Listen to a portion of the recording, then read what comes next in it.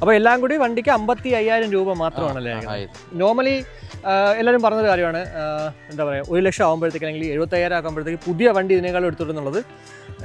പുതിയ വണ്ടി എപ്പോഴും പറയുന്ന പോലെ തന്നെയാണ്, പുതിയ വണ്ടി എന്ന് പറയുമ്പോഴത്തേക്ക് ഇത് കഴിഞ്ഞ പ്രാവശ്യം ഷീം പറഞ്ഞിട്ടുണ്ടായിരുന്നു അല്ലേ, ഒരു സെന്റിമെന്റ്സ് അല്ലെങ്കിൽ ആ ഒരു അറ്റാച്ച്മെന്റ്. അപ്പോൾ അതിന് എത്ര രൂപ കൊടുത്തു കഴിഞ്ഞാലും അത് കിട്ടത്തില്ല. അത് ആ ഒരു റീസണിലാണ്. പക്ഷേ ഇതിപ്പോൾ ഫെയർ ആയിട്ടുള്ളൊരു റേറ്റ് ആണ് 55 രൂപ എന്ന് പറയുന്നത്.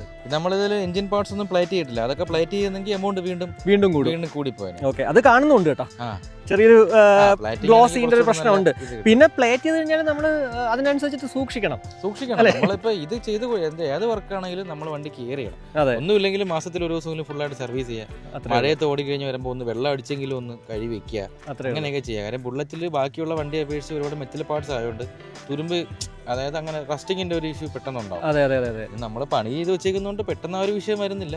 പിന്നെ അതേപോലെ തന്നെ ബഫ് ചെയ്ത പാർട്സ് ആണെങ്കിലും മഴയത്തൊക്കെ ഓടിക്കഴിഞ്ഞാൽ അതിൽ മറ്റേ ക്ലാവ് പിടിച്ച പോലെ വരും. അപ്പൊ അതുകൊണ്ട് അതൊക്കെ ഒന്ന് ക്ലീൻ ചെയ്ത് വെക്കുക. പിന്നെ വണ്ടി ഉപയോഗിക്കാതെ ബഫ് ചെയ്തതിനു ശേഷം കയറ്റി വെച്ചിട്ടാണ് പോകണമെങ്കിൽ ജസ്റ്റ് ഒരു കുറച്ച് പുതിയ ഓയിൽ എല്ലായിടത്തും ഒന്ന് തേച്ച് വെക്കുക.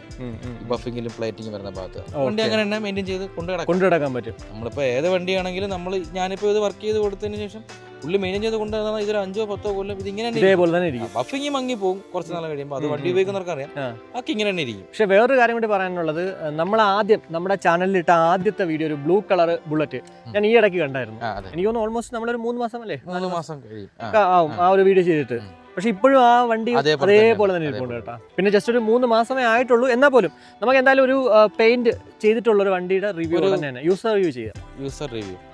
ഒരാളുടെ ഒരു റിവ്യൂ എന്ന് വെച്ചാൽ കുറെ കൂട്ടർ ഈ പെയിന്റിങ്ങിനാണ് ഇപ്പോൾ റേറ്റ് കൂടുതൽ എന്ന് പറയുന്നത്. ബാക്കിയുള്ളതിനൊന്നും അങ്ങനെ പറയാറില്ല കേട്ടോ. പിന്നെ വണ്ടി ഉപയോഗിക്കുന്നവർക്ക് അറിയാം പറയുന്ന റേറ്റ് നോർമൽ അത്രേ ഉള്ളൂ. അതുപോലെ തന്നെയാണ് 15,000 രൂപ ആ ഒരു റീസ്റ്റോറേഷൻ കഴിഞ്ഞ പ്രാവശ്യം നമ്മൾ റീസ്റ്റോർ ചെയ്ത വണ്ടിക്ക് വാങ്ങിച്ചെന്ന് പറഞ്ഞപ്പോഴും അതും കുറവാണെന്ന് പലരും കമന്റ് ഇട്ടിട്ടുണ്ടായിരുന്നു.